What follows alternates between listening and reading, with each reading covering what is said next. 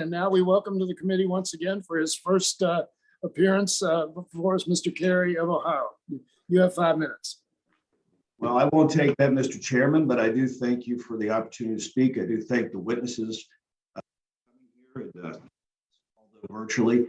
I guess, most of the questions that have been addressed were kind of in line with what I was going to ask. I guess, Director, what I would like to ask you is, I remember working as a young staffer in the 1990s. We had wanted to push a balanced budget amendment. And had we accomplished that in 1995, 1996, where would we be today in terms of the issue that we're discussing that's before us this afternoon? And I'll wait for your answer. Yeah, I think the debt ceiling was probably what, a couple $1 trillion back in the mid 90s. So granted, you probably have to go into debt a little bit to handle COVID. Probably some other things, that the financial crisis of 2008 probably incurred some debt there. So maybe it's up, $1 trillion or $2 trillion.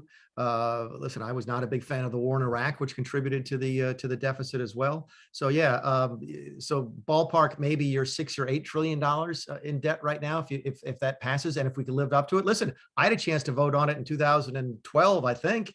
And it didn't pass in large part because some Republicans didn't vote for it. So it's a real shame.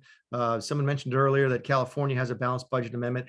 By the way, and I don't want to filibuster your question, but I would encourage this because this is one of the rare possibilities for bipartisanship. State government works. State government works better than the federal government does. One of the reasons the state government works, in addition to the fact that the minority has rules that protect it, is that they have to balance the budget and they have to sit down and work together with folks in the other party. Y'all don't have to do that because you own the printing press.